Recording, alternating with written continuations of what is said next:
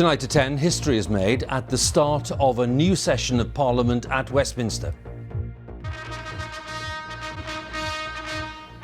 For the first time, the Prince of Wales took on the duty of unveiling the government's programme in the Queen's absence, with a prominent pledge to tackle the impact of rising prices.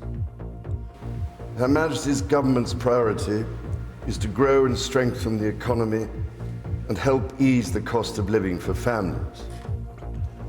Behind the smiles, a highly charged fight to win the voters' trust on helping households and rebuilding the economy. We cannot simply spend our way out of this problem. We need to grow out of this problem. It's the latest chapter in a pathetic response to the cost of living crisis. We'll have the latest on that debate and what it tells us about the session ahead. Also tonight, Russia has targeted the Black Sea port of Odessa using what the Ukrainians say were hypersonic missiles. In Sri Lanka, security forces have been ordered to shoot anyone seen looting or damaging public property in the anti-government protests. And at the High Court, Rebecca Vardy denies leaking information to the press, and she gave evidence in her libel case against Colleen Rooney. And later in the hour, we'll have Sports Day on the BBC News channel with all the latest reports, results, interviews and features from the BBC Sports Centre.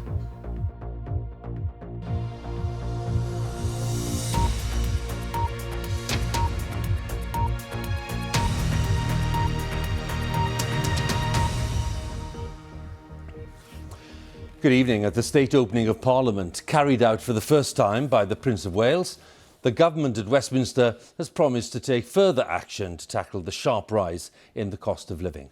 But the Prime Minister warned that the UK could not simply spend its way out of problems and that it was impossible to shield everyone, as he put it, from the effect of global inflation. Now, among the plans are developing the so-called levelling up strategy, boosting growth in the regions of England by giving local leaders more powers.